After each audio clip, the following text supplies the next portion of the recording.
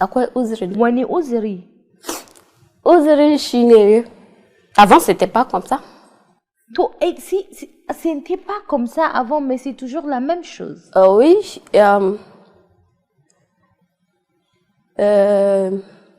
Kaman yanzu kina cikin ma'aikata kin fara aiki. Da kika fara aiki a wannan lokacin wanda kuke tare za ku ci gaba da yin abubuwa comme d'habitude et comme avant. Mais daga lokacin da matsayinki ya canza daga na farko jar aka kika samu daukaka. Yeah. Daga wannan lokacin tu vas plus reconnaître tes vrais amis et tes vrais amours même. Moi je pense que c'est ça. Rayuwa tana juyawa, tana canzawa, ya dan adam yana canzawa.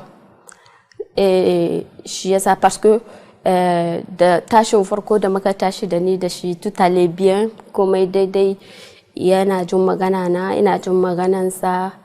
Et puis daga baya kawai même pour lui parler, mishi magana ma ina shakku parce que il est devenu quelqu'un d'autre qui n'est pas la wanda na sani, voilà. Donc il a beaucoup changé. Menene shawaran da zaki iya bashi? Shawaran da zan bashi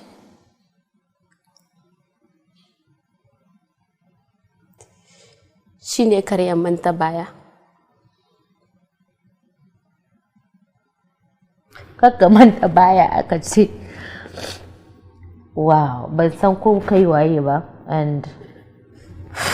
but just kasancewa wanda yake tare da kai kafin ka zama, because naga ta yi maganin ɗaukaka, ya kamata ka san waye suka tsaya da kai, waye suka san ka, the real you, ba wai kai da ka zama.